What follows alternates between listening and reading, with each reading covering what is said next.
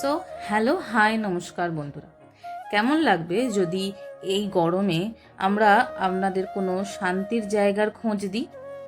আজ আপনাদের একটা এমন জায়গার সন্ধান দেব যেখানে গেলে পড়ন্ত বিকেলে লেকের ধারে মনোরম পরিবেশ উপভোগ করতে পারবেন এবং সঙ্গে দুটি মন্দিরও ঘুরে দেখতে পারবেন। তবে চলুন আমাদের সঙ্গে। হ্যাঁ, তবে বলে রাখি, জায়গাটি দূরে কোথাও নয়, হুগলি জেলারই হিন্দমটরের কাছেই রয়েছে জায়গাটা। আজকের এই ছোট্ট রোড ট্রিপে আমরা নিয়ে চলেছি খুব কাছে হুগলির হিন্দমটরের একটি অচেনা জায়গায়। আমরা হাওড়া থেকে উত্তরপাড়া মাখলা হয়ে বিড়লা রোড ধরে চলে এলাম এই বিড়লা মন্দিরে।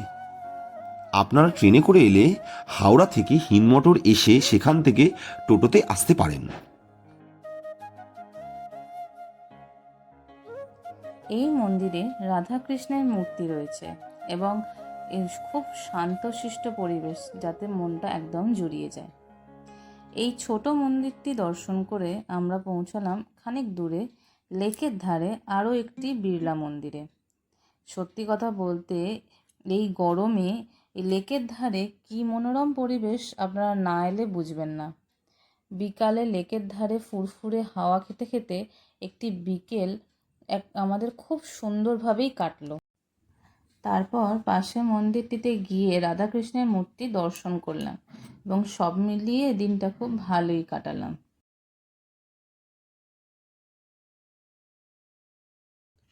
তাহলে আপনারা এই অচেনা জায়গাটি কবে যাচ্ছেন অবশ্যই কমেন্টে জানাবেন এবং চ্যানেলটি সাবস্ক্রাইব করতে একদম ভুলবেন না।